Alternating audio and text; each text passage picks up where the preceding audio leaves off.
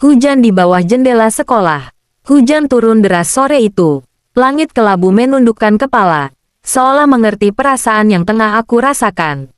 Namaku Reno, anak kelas 2 SMA negeri di sebuah kota kecil di Jawa Tengah. Tahun 2000, zaman ketika surat masih dikirim dengan kertas, ketika kata, "Aku cinta kamu," tidak ditulis di pesan singkat, melainkan di secari kertas yang diselipkan diam-diam di buku pelajaran. Dan disinilah aku berdiri, di balik jendela ruang kelas yang sepi, menatap seorang gadis yang sedang berlari kecil menembus hujan. Namanya Dina. Bab 1. Tatapan pertama. Aku masih ingat pertama kali melihat Dina. Itu hari pertama di kelas baru setelah pembagian jurusan. Ia duduk di barisan tengah. Rambutnya dikuncir dua. Wajahnya sederhana tapi menenangkan. Saat guru matematika menulis di papan tulis, aku malah sibuk mencuri pandang. "Bu, bentar lagi. Catatannya jangan bengong," kata Pak Hasan. Aku langsung menunduk, menahan senyum malu, tapi dalam hati, aku tahu sesuatu sudah berubah. Sejak hari itu, aku selalu ingin datang pagi ke sekolah, hanya untuk melihat Dina berjalan masuk dengan seragam putih abu-abunya yang selalu rapi. Telur dadar. Kami tidak langsung akrab. Dina tipe gadis pendiam, sopan, dan tidak suka menonjol. Tapi entah kenapa, setiap kali ia bicara, semua orang memperhatikan. Suaranya lembut tapi tegas, seperti nada gitar yang pas di senar. Siang. Bab 2. Surat pertama. Suatu sore sepulang sekolah, aku duduk di meja belajar sambil menatap kertas kosong. Selalu mikirin aku ingin menulis sesuatu untuknya. Tanganku gemetar, bukan karena dingin, tapi karena takut salah menulis. Lebih besar akhirnya aku menulis, lebih besar dari, "Hai Dina, aku nggak tahu kenapa setiap kali kamu tersenyum, aku jadi lupa semua hal yang berat. Aku nggak berani ngomong langsung, jadi aku tulis aja. Aku suka kamu." Aku baca ulang berkali-kali, lalu lipat rapi dan selipkan ke dalam amplop biru muda. Besoknya, aku menunggu waktu yang pas. Ia duduk ketika Dina pergi ke kantin. Aku selipkan surat itu di bukunya yang tertinggal di meja. Hari itu rasanya jantungku seperti mau copot. Tapi malamnya, aku tidak bisa tidur. Aku takut besok Dina tahu dan menjauh. Dan benar saja. Bab 3. Senyum yang berbeda. Besok paginya, Dina datang lebih pagi dari biasanya. Namun aku lihat dari jauh. Ia membuka bukunya, menemukan surat itu. Ia membaca pelan, lalu menutupnya. Tak ada ekspresi marah, tapi juga tidak ada senyum. Ia hanya menatap jendela sebentar, lalu memasukkan surat itu ke tas. Ketika pelajaran dimulai, ia tak menoleh padaku. Biasanya, ia masih suka meminjam penghapus atau bolpen, tapi kali ini tidak. Aku pura-pura fokus, padahal pikiranku kacau. Saat jam istirahat, aku memberanikan diri menyapa, "Dina, udah makan?" Dia menoleh sebentar, tersenyum tipis. "Udah, kamu belum?" "Oh." Lalu ia pergi, bergabung dengan teman-temannya. Senyum itu bukan senyum yang dulu. Ada jarak di antara kami, seolah surat itu membangun tembok tinggi yang tidak bisa aku panjat. Bab 4. Hari yang panjang. Hari-hari setelahnya berjalan lambat. Aku tetap menatapnya diam-diam. Tapi kali ini aku tahu, mungkin aku telah membuat kesalahan. Aku masih berusaha bersikap biasa. Kadang aku bantu dia mengangkat buku, atau kasih contekan kecil saat ujian biologi. Tapi setiap kali aku mendekat, ia seolah menjauh selangkah. "Temanku, Bagas, tahu aku sedang gundah. Bro, kalau cewek udah tahu lo suka, terus dia malah jadi dingin. Ya udah, jangan maksa. Tapi gue cuma pengen dia tahu. Gas, gue nggak maksa dia suka balik. Masalahnya bukan maksa, Ren. Kadang cewek malah takut kalau cowok yang dia anggap teman tiba-tiba berubah jadi pengagum." Aku diam, kata-katanya menamparku. Mungkin benar, mungkin aku merusak sesuatu yang sebenarnya indah. Bab 5. Saat ulang tahun, Bulan Maret datang. Dina ulang tahun. Aku tahu dari catatan di kalender dinding sekolah yang dibuat teman-teman kelas. Kata-kata itu semua orang menulis ucapan kecil.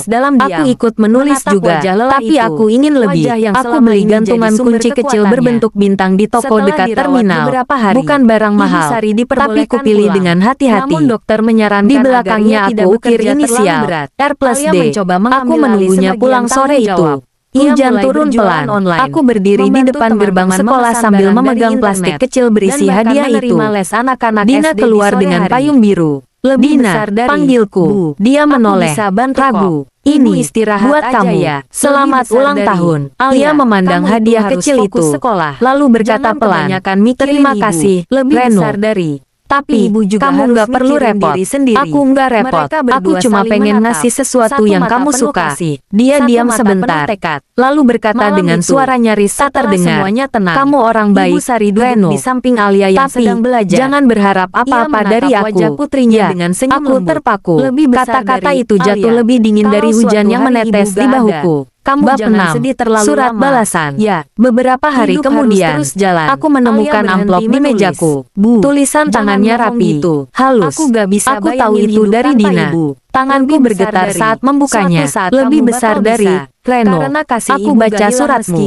Aku senang. Tapi juga bingung. Aku belum siap punya perasaan seperti itu. Aku masih mau fokus sekolah. Dan jujur, aku belum punya perasaan yang sama. Namun aku harap kita tetap bisa berteman. Jangan berubah ya. Aku menutup surat itu perlahan. Hati ini perih. Tapi aku tahu aku harus menerima.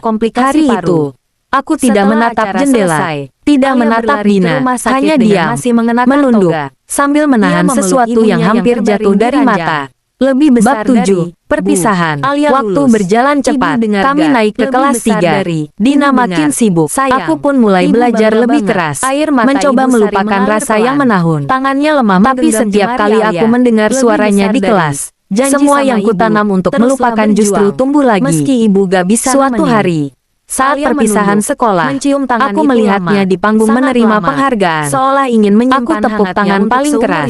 Ia menoleh ke arahku sebentar. Lalu tersenyum, senyum yang dulu pernah membuatku jatuh.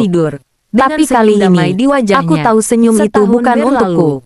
Setelah acara selesai, aku menemuinya di kamarnya. Selamat ya, Dina, kamu keren. Terima kasih, Reno. Abis lulus, kamu mau kuliah di mana? Katanya orang tua mau pindah ke Bandung. Jadi mungkin aku ikut. Aku tersenyum kecil, menatap langit sore. Jadi, ini mungkin terakhir kita ketemu ya. Jangan ngomong gitu, katanya sambil tertawa kecil. Dunia nggak sekecil itu. Aku ingin percaya, tapi entah kenapa aku tahu, setelah hari itu, semuanya akan berubah. Bab 8. Hujan di bawah jendela sekolah. Tapi hari terakhir ujian datang. Setelah itu, sekolah akan sepi. Aku datang pagi-pagi hanya untuk duduk di bangku kelas. Melihat pemandangan yang sudah jadi bagian dari hidupku selama 2 tahun terakhir. Alia menatap dari jendela itu. Aku melihat Dina berjalan di halaman. Seperti biasa, payung birunya di tangan.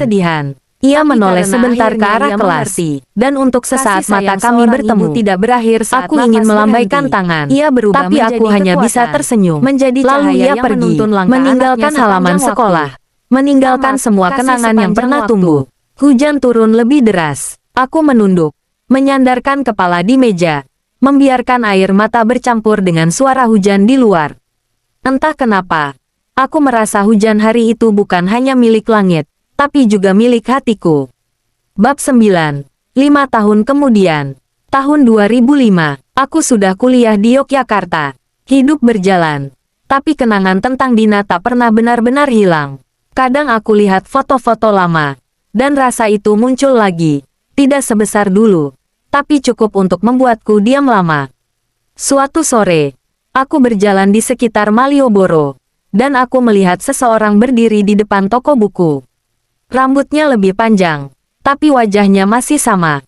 Dina, aku hampir memanggilnya. Tapi aku ragu. Mungkin ia sudah punya seseorang.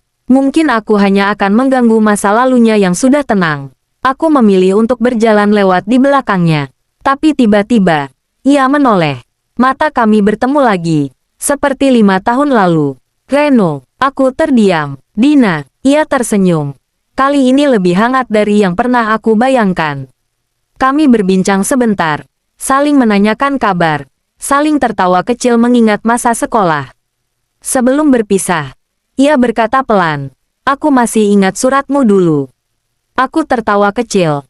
Astaga, jangan dibahas lagi. Malu, dia tersenyum. Nggak usah malu. Itu surat paling jujur yang pernah aku terima. Kami berpisah di ujung jalan. Aku menatap punggungnya yang menjauh di antara keramaian. Kali ini aku tidak sedih, hanya hangat, karena ternyata perasaan yang dulu membuatku terluka, kini jadi bagian dari perjalanan hidupku yang paling indah. Bab 10. Cinta yang tak harus memiliki. Kini, setiap kali hujan turun, aku selalu ingat masa itu. Masa di mana aku mencintai seseorang dengan sederhana, tanpa berharap lebih. Dina mungkin tak pernah jadi milikku, tapi ia mengajariku arti keikhlasan. Bahwa cinta tidak selalu harus berakhir dengan genggaman tangan. Kadang cukup dengan kenangan yang tak pernah hilang. Dan setiap kali tetes hujan jatuh di jendela, aku tersenyum kecil. Bukan karena sedih, tapi karena aku tahu. Di suatu waktu, di tahun 2000, aku pernah mencintai dengan sejujur-jujurnya hati. Tamat.